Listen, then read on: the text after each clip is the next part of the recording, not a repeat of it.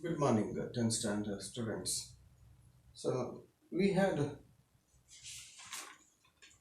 stopped after discussing waterways, one of the means of transport.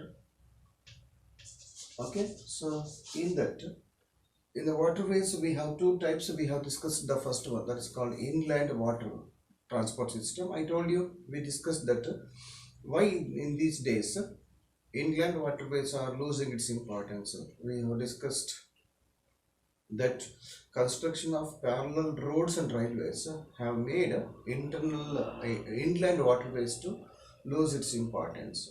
You know that lakes, rivers, canals, backwaters of seas are used once upon a time as a means of transport, that to water transport. Let us go further after discussing about inland waterways. Let's go to further discuss about another one kind of waterways that's called ocean waterways. Ocean waterways. Okay, you know this is ocean waterways plays very important role in country's economic development, because you know that India is the eastern hemisphere. I hope you understand that in India is located in the eastern hemisphere of the earth. So that too, it is located in the center of eastern hemisphere. If you take the earth, okay, divided into north, south hemisphere, west and east hemisphere. India, which it is right in the center of the eastern hemisphere, it is said to be located in a very strategic place, very economically important place, position. So it is one of the reason that sea or oceanic waterways plays very important role in India's economy. Okay, transporting goods and also importing or exporting goods from India, okay, has become very important for us. That's what ocean waterways plays a very important role in our economy. In that, usually we to carry on this kind of a trade, we have built three important types of ports. You know what is a port? Okay, port is a place where ships are, okay, come and go, okay, carrying loading and also unloading. Ports are places with shelters, okay, ships to unload or upload, load or unload goods or maybe services, passengers from one place to another place. If you regard that ports, we have three important types of ports. Okay, let us try to know that. One is called major ports. Okay, one is called intermediate ports. Intermediate ports. And the third one is called minor ports. Okay, major ports, intermediate ports, minor ports. Now I hope you understand that major ports means usually they are bigger in size and they are, okay, helpful for, okay, larger ships to come and load for the purpose of loading or unloading. Some ports may not be facilitated for the larger ships to come. You know the ships are of different shape. Okay, sometimes they are very large, sometimes they may be medium, sometimes they may be very small. So larger ships may go to major okay, ports, so for loading and unloading, or totally, okay. And then they are given some different type of facilities like okay, you know, cargo handling, cargos. What is cargo in the sense load what they bring. It may be any kind of load, okay, cargos we call it. So that has to be unloaded from the ship. So for such there will be some facilities like cranes, etc. So that will be there in the major. Okay, so intermediate and minor ports are there. Totally we have 14 major ports are there. 14 major ports are there. So they are located 6 in the west side of India and 7 in the east side of India, and 1 is in the Andaman and Nicobar Islands. 6 in the west side, 7 in the east side, and okay, and then 1 is in the Andaman and Nicobar Islands. Like that we have 14 major what you call ports. So let us discuss one by one. So we are discussing the first one called Kandla. So this is one of the important what you call ports, okay, of India. It is located in Gujarat, that to Kutch, Gulf of Kutch, Gujarat. I hope. So here it is located in this place, Kutch place. So very important port it is. It is helping most of the Gujarat and adjoining states, maybe Punjab, Rajasthan, and even Maharashtra area. So all the economic conditions, economic activities that depends upon port are linked with this port called Kandla port. If you come down to Kandla port, we have Mumbai port. You know that it is the biggest port of India. And supposed to be handling more cargoes when compared to other ports of India. It is in Maharashtra state. Very important. It is said to be gateway of India. Mumbai port is called gateway because if at all any goods are supposed to enter India, right from the olden days, it used to enter by Mumbai port. That's why it is called gateway of India. I hope that you know that Indian Gate. India Gate, that is there in Delhi. Maybe it is that by land, if you want to enter India, you may be entering officially through Delhi. But if you want to enter India by water, I hope that Mumbai port is important. That's why it is called Gateway of India. Mumbai port is called Gateway of India. It is in Maharashtra. One biggest port of India is concerned. Next, below that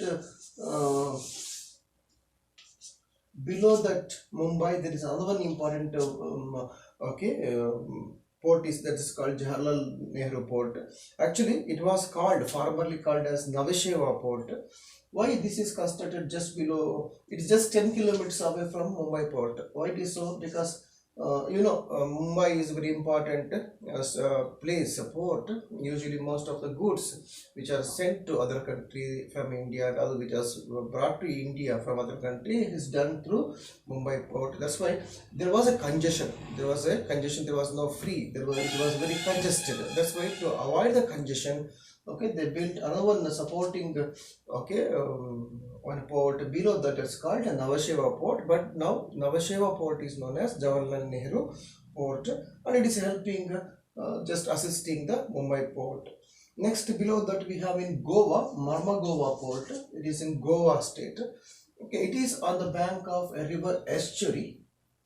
Zavri river. It is on the bank of Zavri river. Estuary of Zavri river.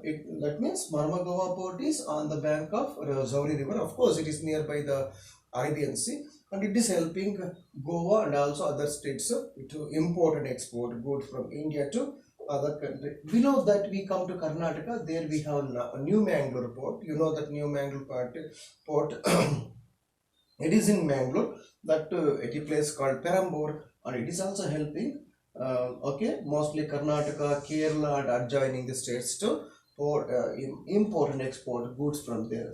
So next below, if you come back, we have Kochi port. It is in Kerala. Kochi port. It's called the Queen of Arabian Sea. Don't know what is the reason it is. The Queen of Arabian Sea. The Kochi port is known as Queen of Arabian Sea. Like this, we have 6 different ports in the west part of India. I told you Kandla port in Gujarat, then Mumbai port in Maharashtra. Below that, to avoid the congestion, there is a Navasheva port, and then come to Goa, there is a Marmagova port on the bank of Zavri river. And then if you come down to Karnataka, we have New Mangalore port in a place called Perambur. And then if you come to Kerala, we have Kochi port. Like that, we have 6 different ports in west part of Karnataka. If you go to east part, let us take up from south. Let us take up. Then we have Tuticorin. Tuticorin is in Tamil Nadu.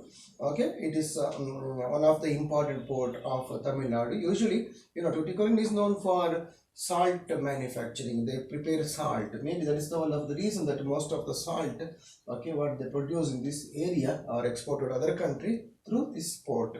Next, we have above that we have Chennai port. This is the oldest port. Chennai port is supposed to be the oldest port of India, and also it has the artificial harbor. That means many places what they have expanded has been made artificially by human beings. Chennai port. So these two important are very important. Chennai and Tuticorin are very important in Tamil Nadu state. Okay. Next we have in Andhra Pradesh, we have Vishakhapatnam. Okay, Vishakhapatnam port is there. It is the deepest landlocked and protected port. It is located on the coast of Andhra Pradesh. That's the deepest it seems. Okay, and also it is a landlocked, protected land. It seems. This port is also playing very important role in economic activities. I am talking about Vishakhapatnam port in Andhra Pradesh. Let's go to next. Paradip. It is in Odisha. Paradip. It is in Odisha. It's also you know that Odisha, when we discuss about ores and minerals, we have not discussed. Okay, it is said that Odisha is a very good deposit. It has a good deposit of iron, coal, okay, manganese, like that. Many more ores are there, very rich deposits. Such deposits we are also exporting to other countries. Maybe this port is used mainly for the purpose of exporting such kind of minerals and ores from this. That's what I talked about. Paradip. Paradip, if you leave it, it is in Odisha. Next we go to West Bengal. We have two important ports there.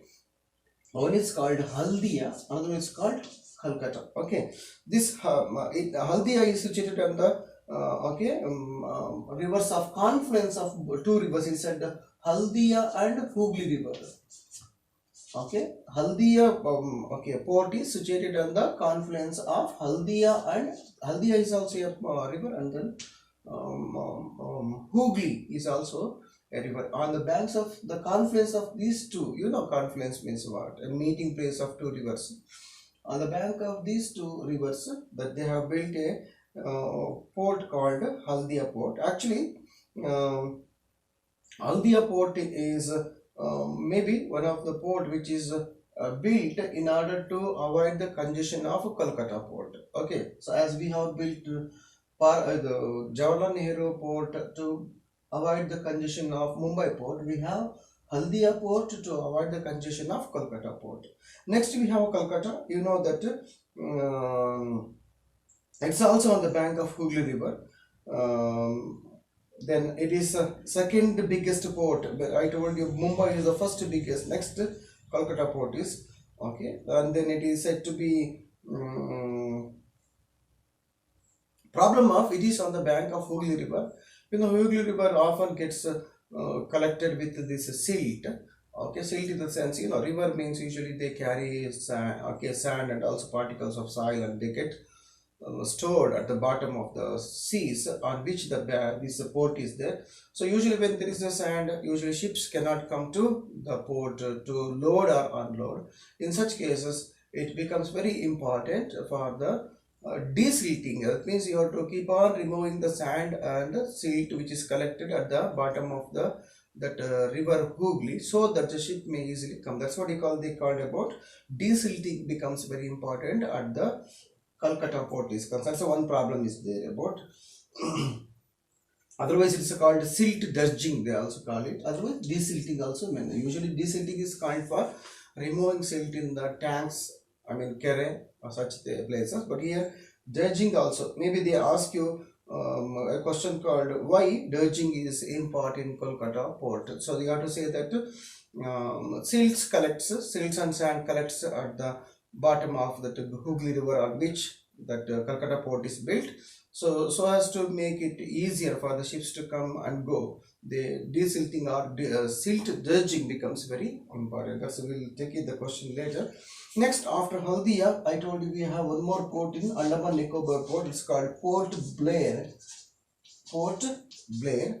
That is one of the important port in Andaman Nicobar Island. Like that, we have 6 in west side, 7 in east side, and then 1 in Andaman Nicobar Island. Together it becomes a 14 important ports. Okay, so later after discussing about ports and we have discussed about water transport. In that we discussed about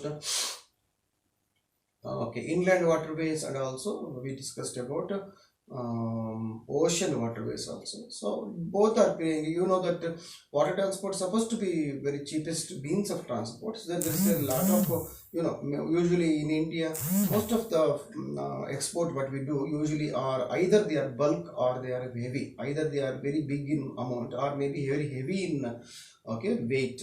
So usually the transport system which is very useful for us for our economy is water transport is concerned. That's why we have so many ports both in east and west side of India. So they are helping us to carry on economic activities. After this, let us go for air transport.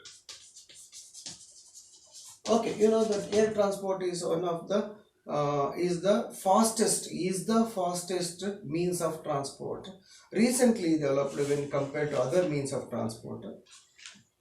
Okay, then they help especially. What is the importance of air transport means they help especially to carry goods from one place to another place and also passengers from one place to another place in okay faster when compared to other means of transport. Especially they will be very useful in the during the times of wars when there is a natural calamities like a flood or earthquake. Okay, air transports helps to relocate or evacuate, they call it. Evacuate means when people are in danger, especially because of some natural calamities, they can be removed from that place and taken to safer place. That's called evacuation. In those times, especially during the natural calamities, otherwise during the war emergencies, air transport plays a very important role. Okay, then India is a vast country. You know that India is the seventh largest country and the second populated country. There is a very good opportunity for us to develop air transport as one of the means of transport. There is a more demand for also nowadays. There are to operate to facilitate such things. We have two different systems in air transport. That's called Air India International. Air India International. That means this is a system where India and other countries. That means international air transport is managed. Air India International is a system which handles international air transport system. This one. Next, within India to reach different places of India. Okay, we have one more system called Indian Airlines. Indian Airlines. This Indian Airlines is a system which operates or looks after connecting different places within the boundary of India. Indian Airlines. Air India International, in the sense it is the system which connects India with other countries. This is international. This is national. This is international system. That means connecting with other countries. This is national. That means connecting different states with each other, different industrial centers or cultural centers, may be very important cities. So we have two systems handling this. Let's try to know that first Air India International. Let us discuss about